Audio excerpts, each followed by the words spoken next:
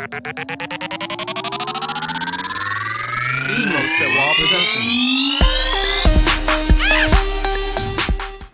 up, sports fans? Happy Thursday. Happy opening day for you Major League Baseball fans. Welcome to Sports Breakers, presented by the Cine-Men Movie Podcast. I am your host, and I'm joined with the teammates. Kevin, what up? What's up, guys? Craig? Set hot! Craig's ready for football. Blues 42. But Omaha. Yeah. it's been a week. It's been a Tuesday. busy Week. Wings Day. No, today's Thursday. Today is Thursday, but man, I think, you know what, one day before here, pretty soon, we should talk some of our favorite sports foods. Maybe like a sports bar food, or I heard on the radio today, since it is opening day in the MLB, they were kind of discussing, like, would you guys rather go nachos or hot dog if you were at a live baseball game? What do you guys think? What would you pick? Both. Dog and a beer? Both. Craig, you look more like a nacho guy. It depends. I'm always down for a good glizzy. It just kind of depends on my moods. Nachos are more of like a delicacy. They taste good, but a hot dog's the more filling. So you try to go in with full stomach, or at least halfway full, and you get to enjoy the snacks there. But if you go in to eat, then you're going to be out of pocket a little bit. Yeah, that's true. Pretzel. Got to go with the pretzel, though, too. Are you a pretzel and mustard guy or pretzel and cheese? Gots to have the cheese, baby. Got to have the cheese, nacho cheese, Well, speaking of busy, the TV has been on nonstop, guys. Sweet 16 kicks off the matter that already kicked off. Arizona is hosting Clemson. Sweet 16 going on right now. Clemson is up 35-24 in the first quarter. UConn is up 19-14 against San Diego State. What a round two of basketball has been. Sweet 16 kicking off tonight. What do you guys? Is there any? The number ones both are playing tonight. North Carolina, UConn. Who should be more on upset alert tonight? It looks like Arizona's on. I was gonna say it looks like Arizona as the 2 seed, but I would say UNC is more on upset alert with Alabama. Yeah, because Alabama's a pretty decent team. They got good defense. Yeah. So you think UConn will run away with San Diego State in the second half? They're kind of starting to right now. 19-14 right now. Yeah. So I mean, we'll see. We'll see. Yeah. But some interesting games. I think Clemson's going to pull out that Arizona upset, though. The way they're playing. The way it's looking right now. And then later tonight, the very late game, you have Illinois taking Iowa State. I'm going to call it right now. I think Illinois is going to take off Iowa State. No, Illinois is hot. Iowa State, they've played good in their games. They haven't all these other top 2-3 seeds have really. There's been at least one game where they just absolutely blow out their opponent. Iowa State hasn't really had that. No, they haven't had it yet this tournament. So, I do want to brag on myself a little bit. Okay. I said Oregon was coming in to the tournament pretty hot. They should have beat Creighton. They had the last second shot. They should have beat them. They almost beat them again in the first overtime, and then they just ran out of gas in the second. And I think I also said Texas A&M was coming to the tournament pretty hot, and they went and almost knocked off Houston. So, yeah. You got. I was on my home way from work listening to that on the radio, the Houston game. It was every year when you're making your brackets, you got to look at teams that are hot. Basketball is a game about being hot at the right time. You can look at the NBA playoffs and say the exact same thing. If you're hot going into the playoffs, we'll give an example of the 8 seed Grizzlies a couple years ago, knocking off the Spurs. They were hot coming to the playoffs. So I would look out. I don't think Houston is that talented as far as like matchup wise for Denver or some other teams. But Houston's hot. If they're able to get into the play-in tournament, they could make their way up to the 7 seed, 8 seed.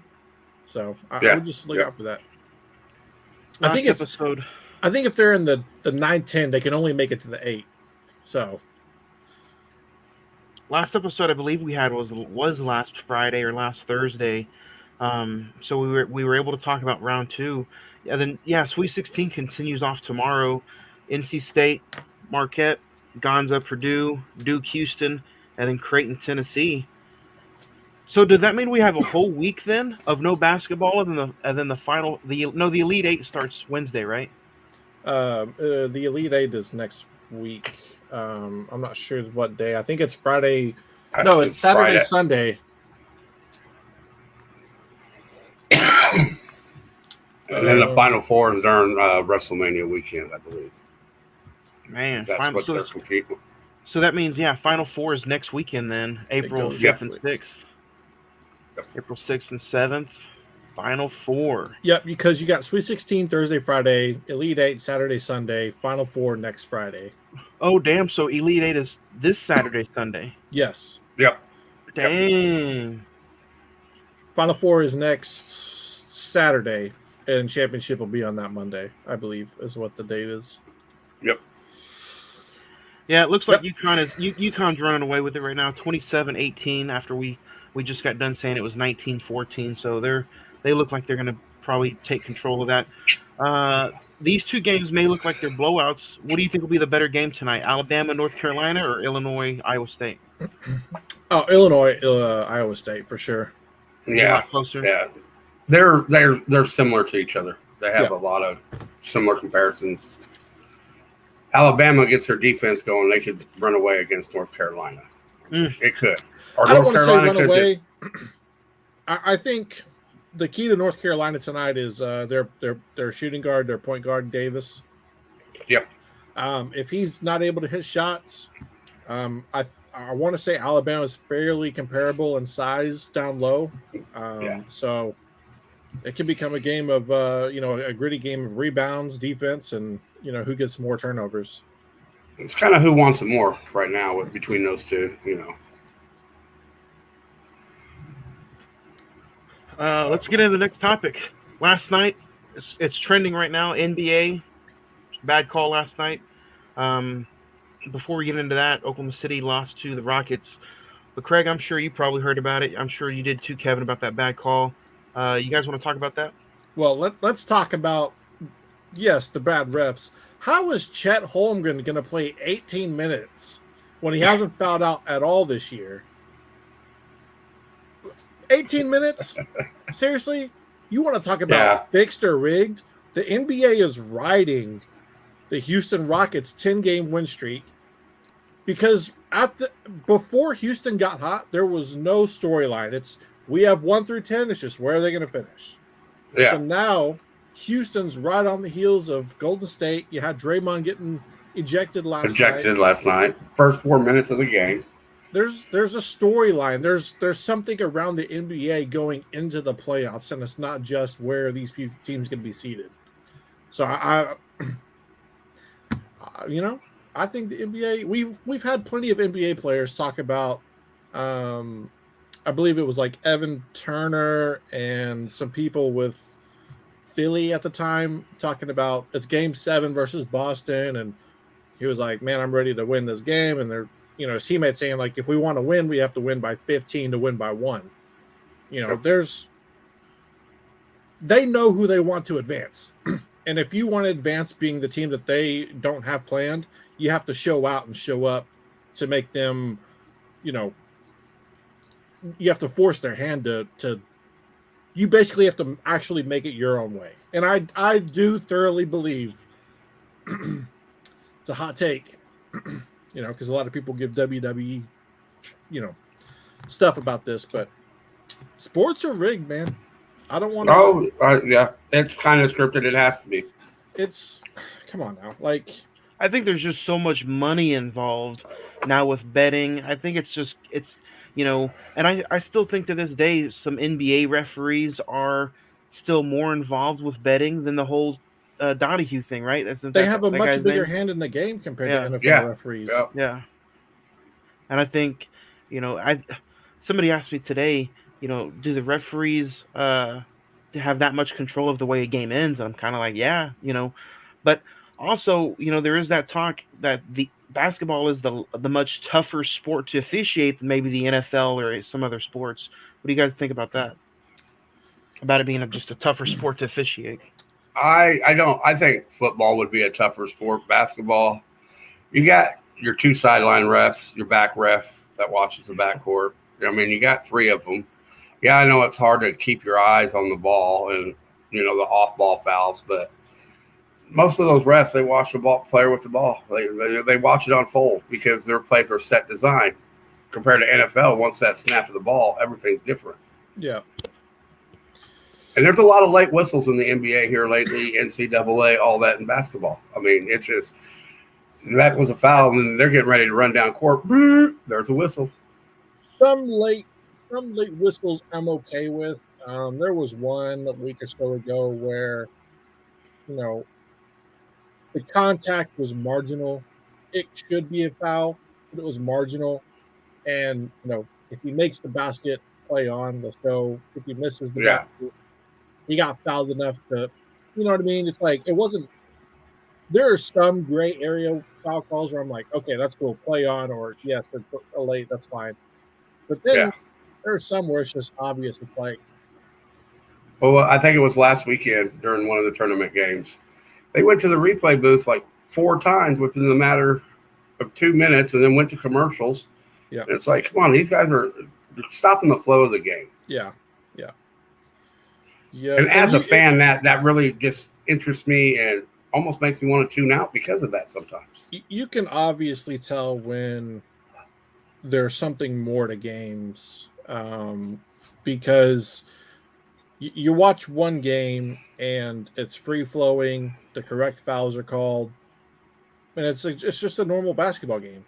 But then you get a game like Lakers and Golden State, Lakers and Boston, 2 big names, lots of people watching it, kind of has something on the line or something. And there's calls where you're like, you weren't making that call in the first half. Why are we making this call now? Or vice versa. Yeah. And the game can be super physical in the first 3 quarters. And then all of a sudden at the end, it's like, we're calling every single foul for that now. It's like, what? Yeah. And I know it's tough because they're like, oh, well, it's human judgment and they can make mistakes and this, and that. But at the same time, it's easy to see when there is no consistency, especially in the NBA. Oh, yeah. Yeah. Feels like the NBA is just pushing for a Golden State Laker Western Conference final. They're pushing for who? Golden State Lakers. I don't think they're pushing for that. I think they're pushing for them to be in so that you can have more viewers. A 7-game first round series with Lakers, Nuggets, and Warriors, Thunder, or something like. You know what I mean? Like, more games, more TV, more revenue. Yep. Big city names, good teams. Yeah. That's all it comes down to.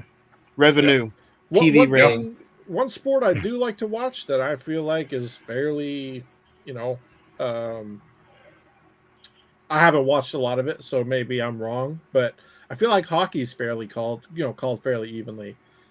I feel like they just kind of let it go. I haven't really seen anything that is like I'm sitting there shaking my head like that's absolutely wild. There's no way you can call that, but. And you really don't see much of it in highlights or even brought up. Right. About the hockey referees. Every other week you see something with basketball where it's like, and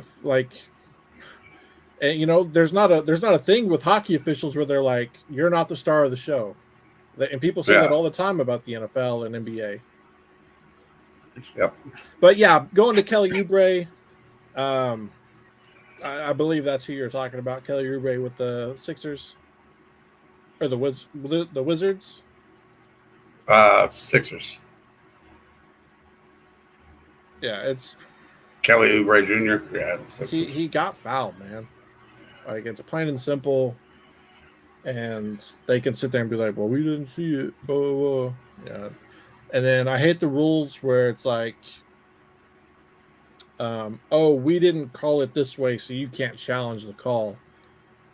It's like, why can't I challenge a call when I know that you missed something? Like, you should easily be able to go back to a replay and see it. And there's the reason you can't do that is because it's safeguards and the way that they are able to go around to call the games. Yep. You know, it's like, hey, you know, do this, you do this. You just have to be able to have it in the situation where you can say you can't go back and challenge it. It is what it is. It sucks, but at the end of the day, it's a business. Yeah. It's all about that money, that revenue. They're going to make every choice they need to make the most money. Speaking of, before we go on to a different segment, did you guys want to go back and pick winners for the Sweet 16? Well, I'm going to go with Arizona. I think they're going to pull it out. It's halftime right now, 39-31. Arizona's down. I think they'll pull it out. I'll go UConn, obviously. I'll go Houston in a close one with Duke. I'll go Marquette by 10 plus. I'll go Purdue. I'll just say Purdue over Gonzaga. I'm going to go Creighton over Tennessee. Arizona over Clemson, and I'll go UNC over Bama. I'll take Arizona. UConn, most definitely. I would like to see Alabama upset North Carolina. I would too, but Illinois, I think, will knock out Iowa State. Agreed.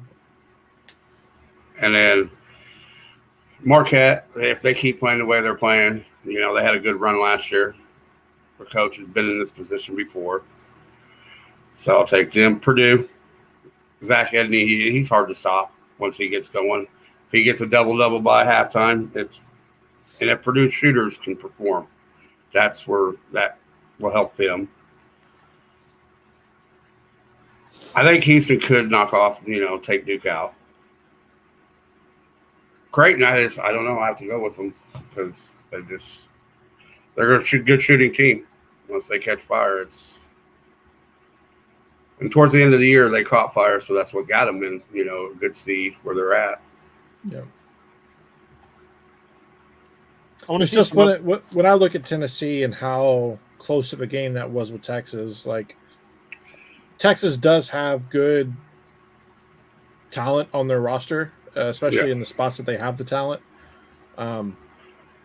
But Tennessee should have beat them by a little bit more. Tennessee should have made it a lot further of a run instead of it being so Tennessee had a lot of turnovers too, didn't they? They had a big lead in the beginning. Texas kind of came back from it, but that's where I kind of go into the zone of like how good is their mental toughness if they're not playing well, how well are they going to be able to stay in a game that is a grind wire to wire, because they kind of collapsed in that final 15-ish minutes versus Texas. Yeah, about the 13-minute mark, it seemed like they were gassed. Yeah. MLB opening day is today. A lot of games already kicked off earlier. Some of the big ones we'll talk about. Yankees beat the Astros 5-4. All eyes on the LA Dodgers. They beat the St. Louis Cardinals 7-1. And then currently right now, the Cubs are up 1-0 to the World Series defending champs, the Rangers. They're in the bottom of the second right now. You can catch that game live on ESPN. Who's got more pressure on them this year? I know everybody's picking the Dodgers. It seems like everybody has got their eyes on the Dodgers this year. As far as pressure? Yeah. Pressure is the Dodgers, 100%. Yeah, with all that money they spent. All the money they've spent, they're spending more money as the days go on. Yep. Expectations, I think it's a little bit different. I think pressure for sure is Dodgers. Expectations, not really sure. I don't know. I want to say San Diego Padres. They have a lot of expectations because they didn't perform last year like they should have. I mean, if I'm not mistaken, I believe the Rangers didn't lose much, if I'm not mistaken. So if you want to say expectations, I mean, it's got to fall on the defending champs, right? Yeah. Oh yeah. But pressure is for sure the Dodgers. Yeah, if you're in New York, people would say the Yankees. Oh yeah, they're going through their second longest drought of World Series in history. The last time I think they had like a 21-year drought back in like the 1900s. Yeah. So like, I mean, the pressure's on them. I mean, a little bit too, because I feel like if they don't even make it to a World Series this year, they got to just clean house. they didn't even make it to the playoffs last year. I'm surprised they didn't clean house, but they went and got Juan Soto. But I mean, if Judge and him can stay healthy, because Soto's going to bat before Judge, it'll help out a little bit. But I mean, at the same time, I don't know how much longer Judge is on the hook for a contract, but he's 31, and he's having ankle and knee issues. Yeah, he's one of the top in the game. So, if they don't have a good year, he might be trying to find a way out by next year. I mean, Mike Trout hit the first home run of the opening season today. So did he really? Yeah, left field. Old Trout. Yeah, and that guy stayed with the Angels, and they ain't been to the playoffs in forever. He's a lifer. Watch the Angels have a historic run this year after they get rid of Shohei. Yeah. I can see it happening. That'd make Trout happy. I wouldn't say historic. We'll say they have a good run. Yeah. But yeah, I mean, it's baseball. We'll keep eyes on it. Baseball's a long season, man. It's one of as far as games, it is the longest. A lot of games typically don't mean anything. You can watch, you have a doubleheader or whatever on a Saturday, but Rangers and Cubs go at it today, and then they go at it again on Saturday. Yeah.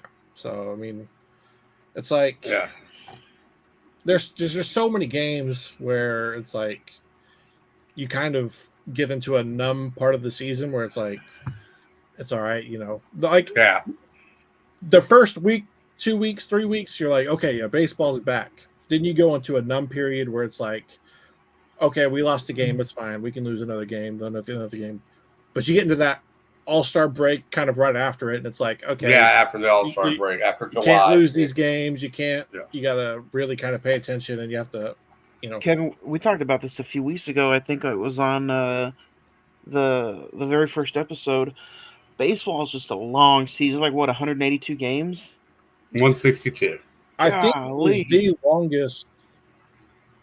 Well, I mean, I know there's obviously other sports that are probably seasonally like days longer, but I mean 328 you had the preseason going on for a couple of weeks too, and then they don't end until the 10th month of the year.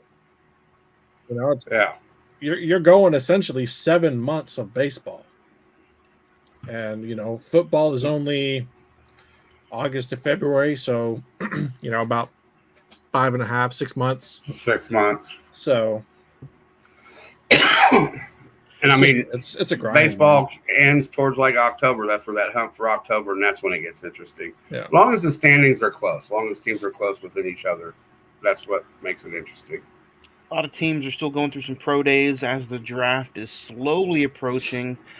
We still have about a month until the NFL draft.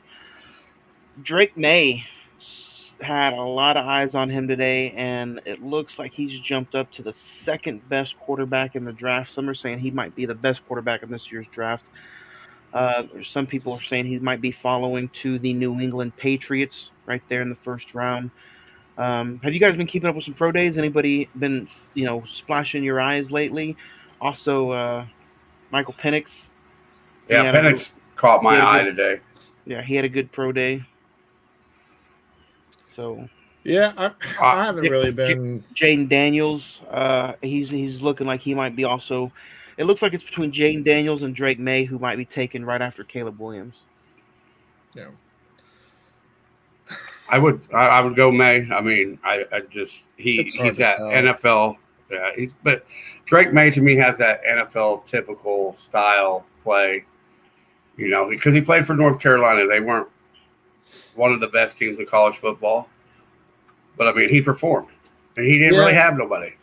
I mean, let's look at the last couple quarterbacks that have really gone out and had like the insane amount of numbers that Jaden Daniels had to him to get the Heisman this year.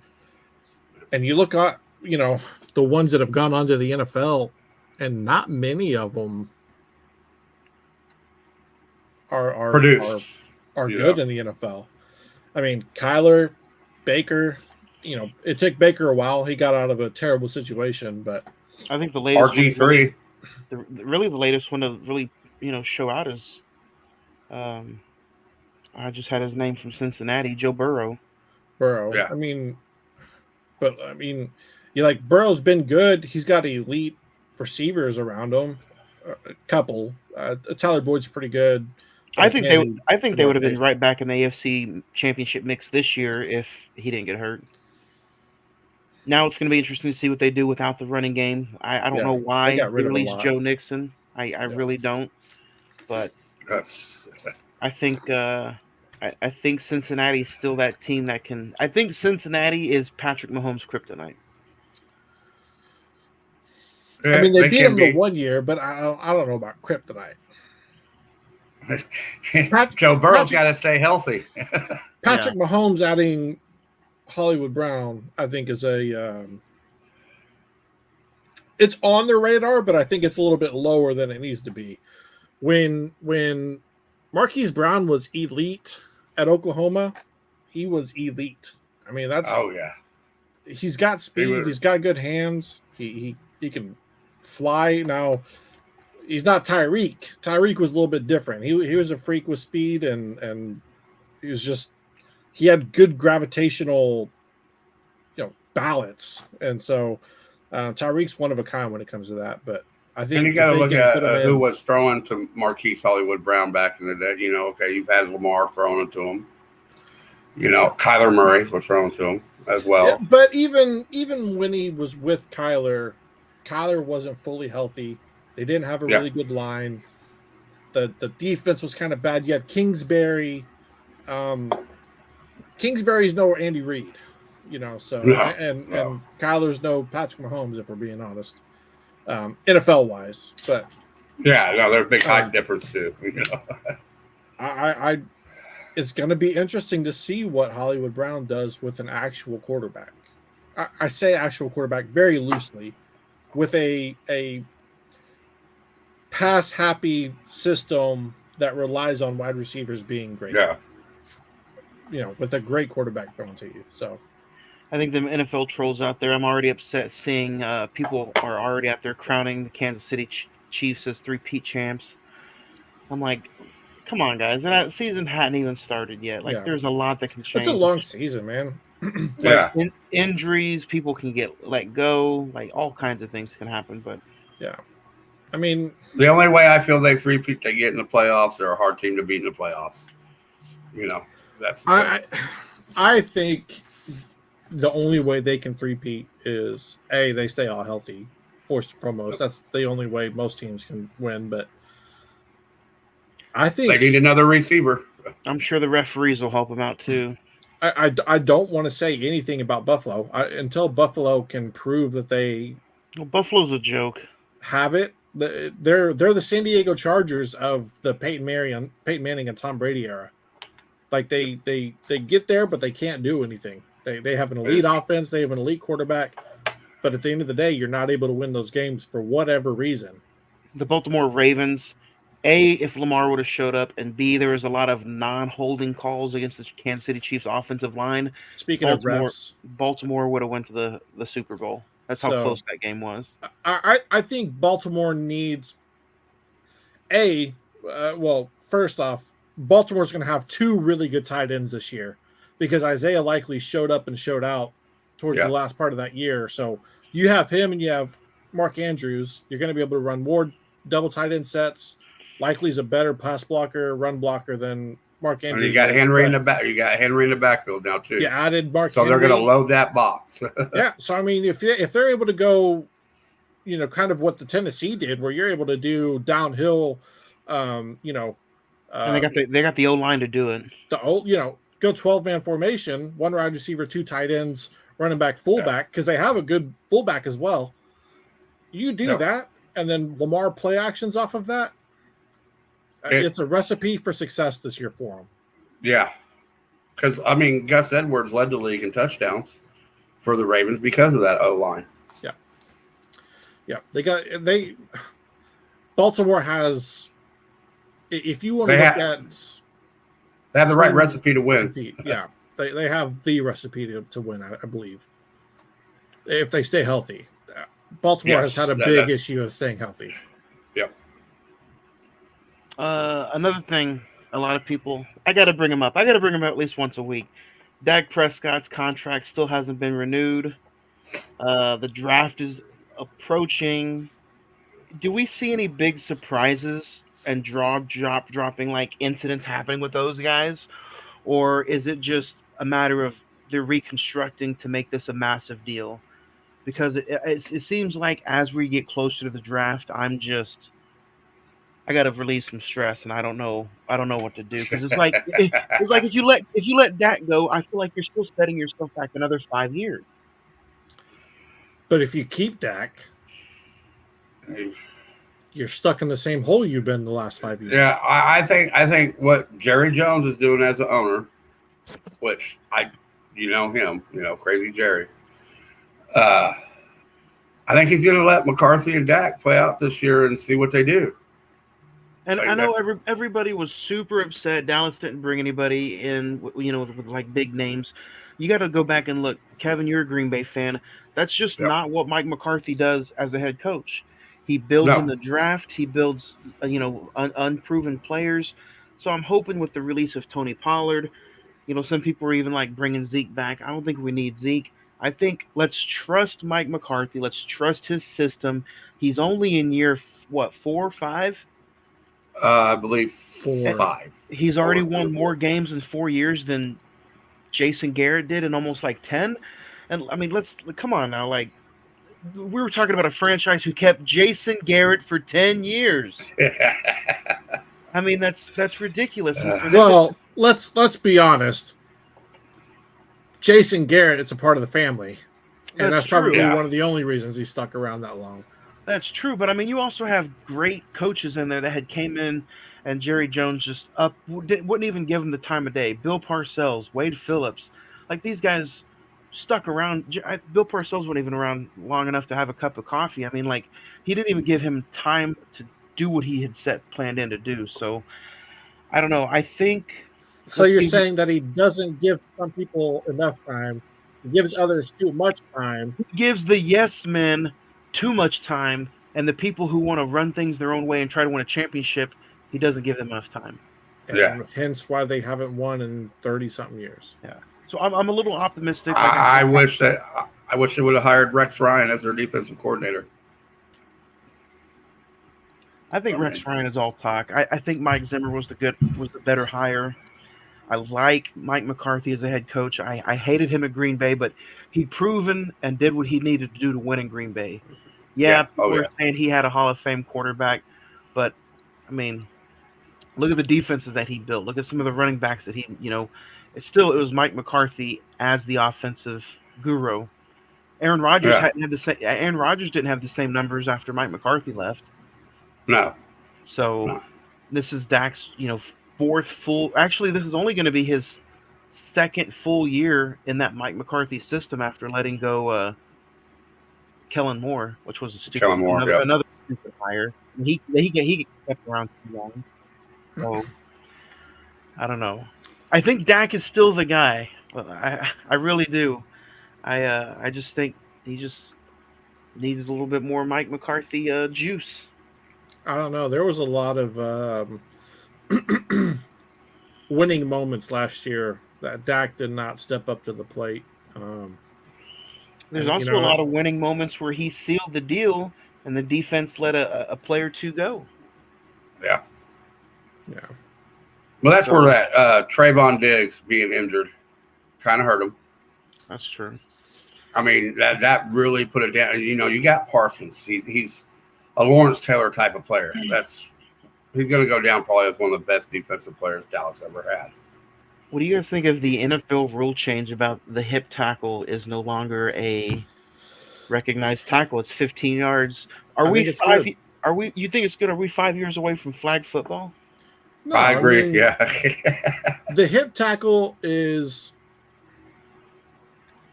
it's not a formed tackle. Like you're trying to whip somebody down by cutting their legs off with your body, and it's not a good. It's kind of a chicken way out to tackle somebody. When I was playing football, I was taught to wrap them up. That's how you do it, you know. But in their defense, the last time I played, a lot of these rules weren't around. Where you had to watch out for the head, you had to stay up over the body, and all this and that and the other. It's tough for these players to tackle without trying to get something, and so they find a way to get somebody down by not launching at them or doing this, that, and the other, and then they're like, can't do that either. We're protecting our investment. But then when they ask for all grass fields, the owners are like, no, because that's money out of the owner's pockets. It's not a simple change. So the owners are trying to protect their investments, their players, because they have all this money in these contracts. But then at the end of the day, when the players suggest something for player safety, they want no part of it and they won't vote on it, which. And now you got all these defensive players that got to change their game, change how they tackle, how they play. But because I said, go ahead. You can't launch. You can't. I mean, launching from the get-go was already bad. We saw the biggest launch I can remember is Major Wright when he laid out, I believe, is Iglesias down the sideline in the 2008 National Championship. Obviously, it was pass interference because he was there early, but he also launched and just like went straight to the head. Like those are hits that don't need to be in the game. But more so in the middle of the field, you can't go up towards the head because you're afraid you're going to get a 15-yarder. So what do? You go for the legs, you wrap up, you get them down. And now that's taken away. So it'll be interesting to see how players adjust again. Is it? I don't know if they announce it, but is it an automatic 15 or are there going to be two different kinds like there used to be back in the day with holding? Now, is there going to be like a 5-yard? Oh, that was kind of a half wrap up takedown, or nope, 15 full whip takedown. Who knows? Who knows? Yeah. And these rule changes that they're doing where they're hurting defenses, that just tells you the NFL is more offensive oriented now. Essentially doing what the NBA did in the early 2000s, getting away from the hip check and the two hands, What do you guys see first? You guys think in the next 10 years this will be something like arena football where they kind of change it up, or do you think it will be more like maybe flag football in 10 years? I think in 10 years, 10 years is weird because we would say in 10 years ago and think the sport would be drastically different, which it kind of is. It kind of is. Yeah. But I mean, we thought it would be flag football by now 10 years ago. You know what I mean? So it's a different form of flag football, but this time yellow flags.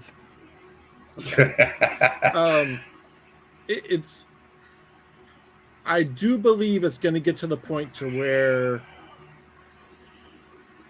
the players and the owners are going to have to agree on something, and it's either going to completely collapse what the NFL is, or it's going to go back the opposite way. And they're gonna make it to where players sign and say,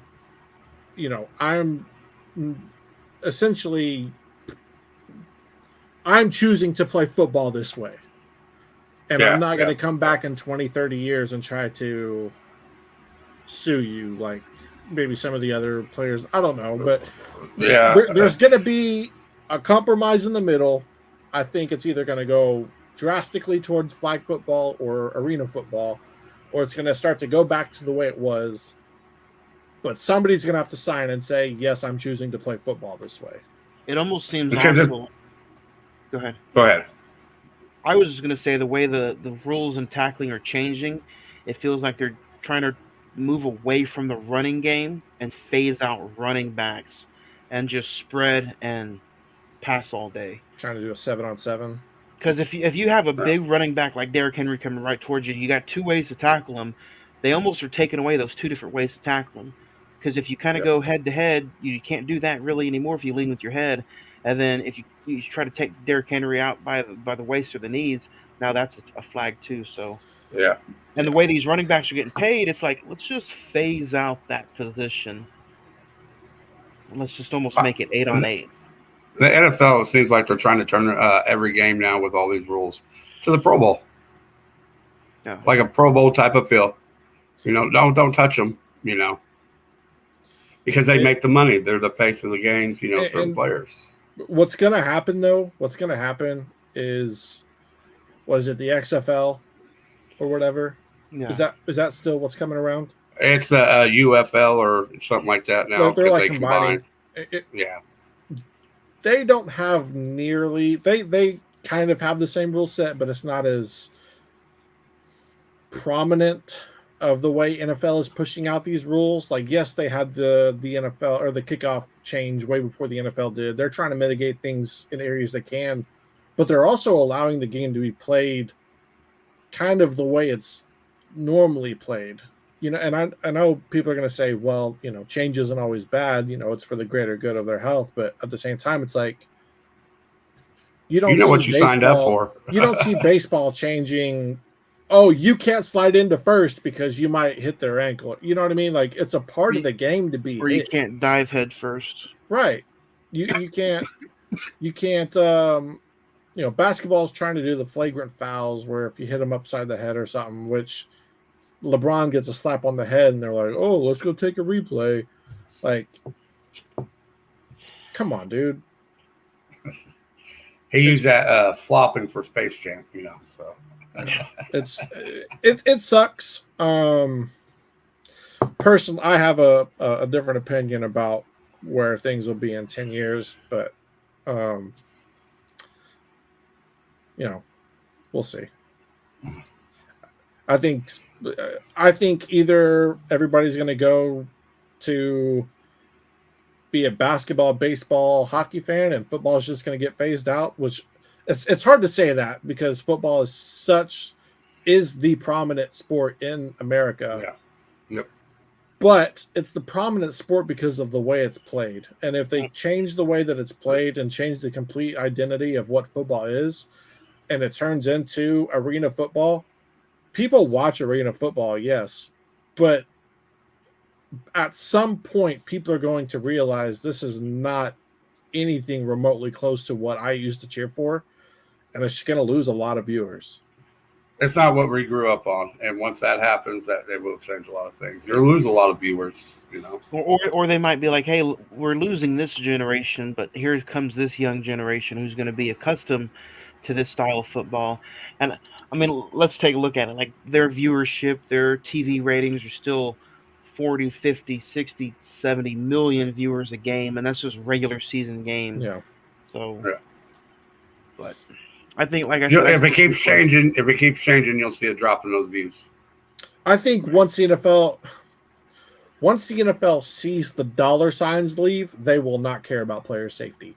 They're trying to find that midpoint to where they can keep doing player safety. How far can we push it? How far can we go? We start losing people, and they're which is kind of good because as long as we're watching the game and it's not bad, which it's getting there. The games have been pretty bad lately, but as long as it's watchable and they don't lose the player base, they don't care what they change. They'll change whatever they think is necessary. I agree with that.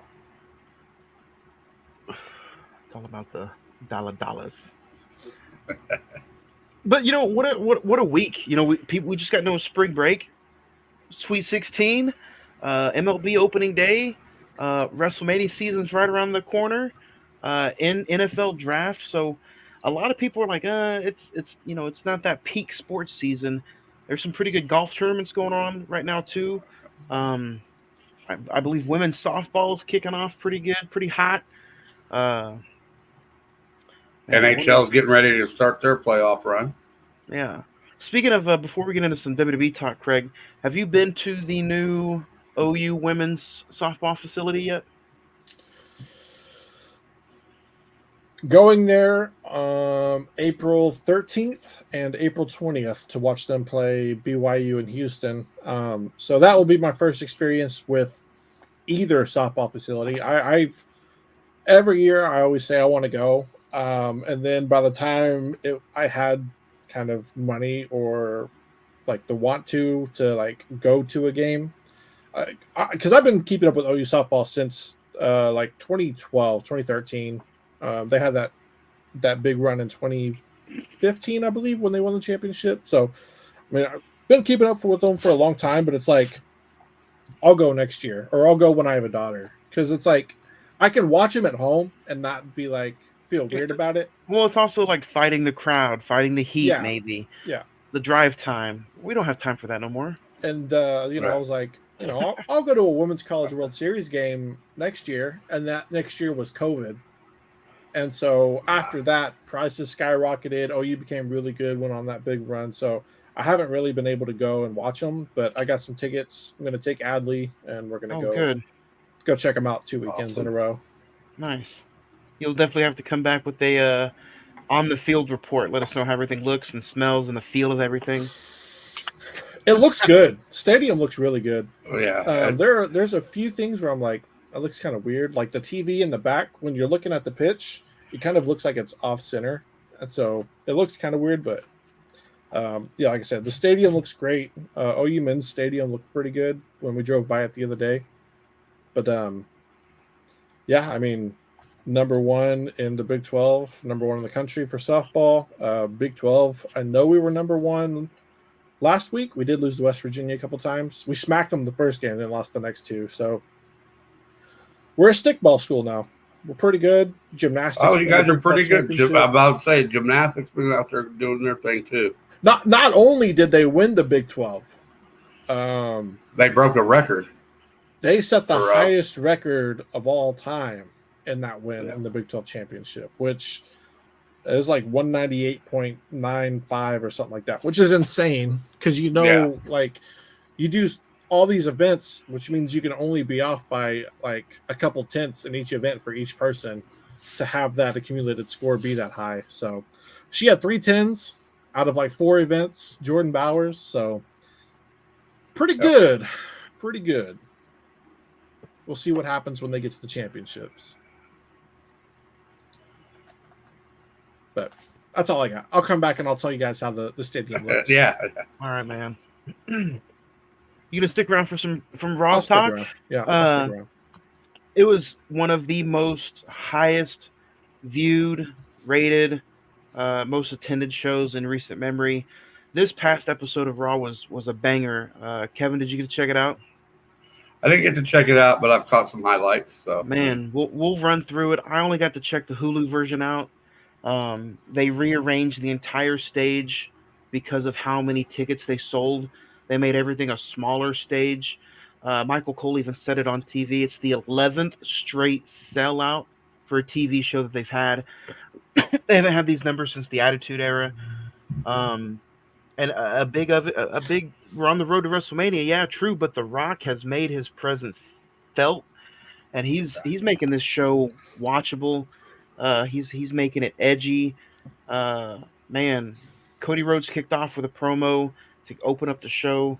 The Rock interrupted him, which the place just went bananas because he wasn't even scheduled or televised.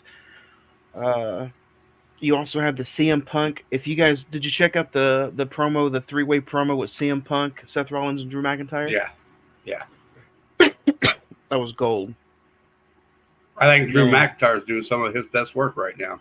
I think all 3 of them are. And you know what? For everybody out there who's like, CM Punk is injury prone. He's not living up to nothing. He was a cancer.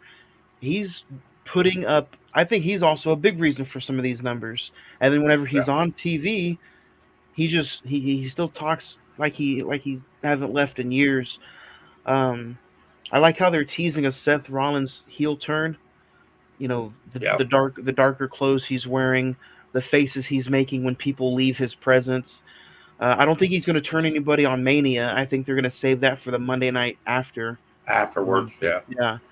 Uh, they also teased that CM Punk could be a special guest commentator for the World Championship match between Drew McIntyre and Seth Rollins.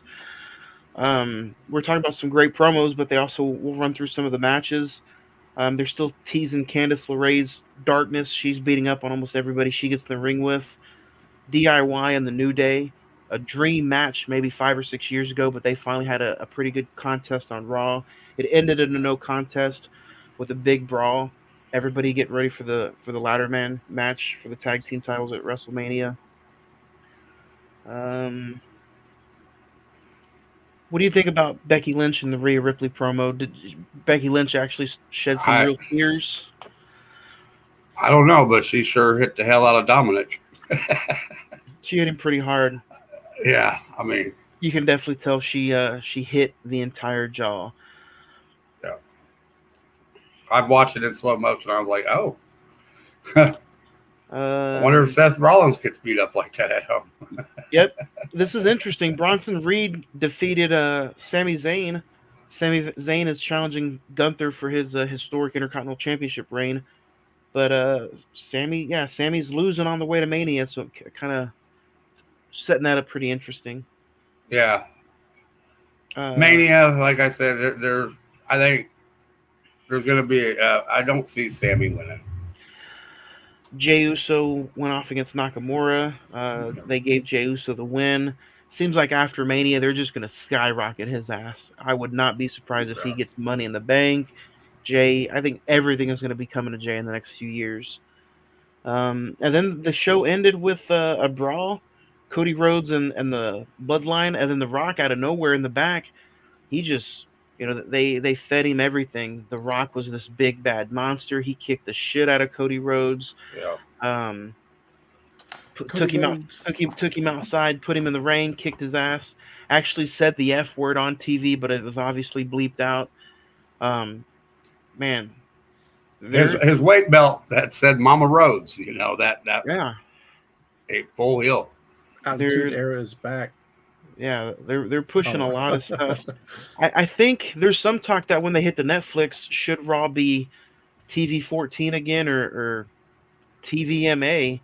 They're certainly flirting with the idea, but that's still 10 months away, let's say. So yeah. It was overall a pretty good Raw. I think it's the best Raw I've ever seen in maybe 10 years, maybe longer. Is it? And a lot of people are like, is it just happening because we're a few weeks away from WrestleMania, or will it continue after? Man, I think the way Papa Triple H is doing things, I think he's gonna continue to keep going. Don't ruin something you got going good. They're in control. Yeah. No Vince. I think that's one of the best things they're doing right now. A lot of their shows, even their SmackDowns, everything that they've been doing, the pay-per-views. It's Triple H is trying to bring people back to the seats again. Get some viewerships up. He's doing it. 11 straight sellouts, and this past sellout, they had to rearrange their entire staging area. Yeah, insane. Yeah, and maybe they are trying to go back to that era because Triple H is from that era. That's what that era. Yep. That's he was around in the later stages after the Attitude Era, but that's when he was brought in. That's what he that's what he grinded in. That's what he did to get into stardom. So yeah, him and DX, that attitude. If he can do shit like that, running it, good numbers and yeah. So yeah, like you said, Johnny, they don't need to push the boundary to push away the audience that doesn't want that stuff. But I do think if they make it a little more on the line, where it's not too far, but it's kind of there, you're going to capture both audiences. Yep. Yeah. The ratings are going to go up. Because if it's too PG, you're going to lose people. If it's too hardcore, you're going to lose people. Yeah, you got to push that envelope a little bit. You got to push that envelope just a little bit. I think as early as next week, guys, we'll try to come on and have a conversation with you guys on Monday or Tuesday, and then for sure next Friday, April the 5th, we'll talk Final Four, and then the rest of that show is going to be dedicated strictly to WrestleMania weekend. So it'll be pretty fun. Next week, we'll talk our top 5 favorite WrestleMania shows. We'll talk Final Four. But right now, guys, Arizona is still down to Clemson 53-48 with 11:55 left in the second quarter. UConn is up 40-31 at halftime. I think it's time for us to get off here and watch some good basketball. You guys have anything else you want to kind of mention or talk about before we get out of here? No, I'm good. No, I mean, just kind of, there's a lot of stuff that has to be played out. MVP, Rookie of the Year, and NBA. U.S. was just in the, was it the CONCACAF Cup or what? Cup or whatever, which I think they just, didn't they win it? Yes, they won it. It was their first one. In Texas. So congrats to them. But yeah, I mean, we'll try to keep up with as many sports as we can. This is kind of the portion of the year where things are dying down, where you're getting into the good playoff era. Things are ramping up. Obviously, WrestleMania is right around the corner, March Madness. So there's a lot to keep up with, a lot to keep your eyes on the TV and pay attention to. So try to do as much as we can, but in the long run, it's just there's a lot. So. Oh yeah, and then Easter's this Sunday. Anybody got some big Easter plans? Gonna go to church, and hide some eggs. For the kiddos. Yeah. But that's not what Easter is mainly for. You know what I mean? You got to go there. Yep. You got to see what, if you don't know what it's for, check it out. It's there's a reason. There's a thing called Easter Sunday. So. Easter, yeah, I got to work that night too, so it'll kind of be, I'll celebrate most of it on Saturday, go to church on Sunday. I'm also going to celebrate Easter with Friday. That's the next movie we're talking about this Sunday on the movie portion of the Cine-Men Movie Podcast. We'll talk Friday, Ice Cube, Chris Tucker, this Sunday, 6 p.m., Easter Sunday, March 31st, so... other than that, guys, I think we'll see everybody sports-wise next Monday or Tuesday. Keep a lookout for that early episode. We'll talk some more basketball, and then next Friday. So, if anybody else has anything, I think that'll be it. So, that's it for me. Yep. Have a good Easter weekend, everybody. You too. Y'all be safe.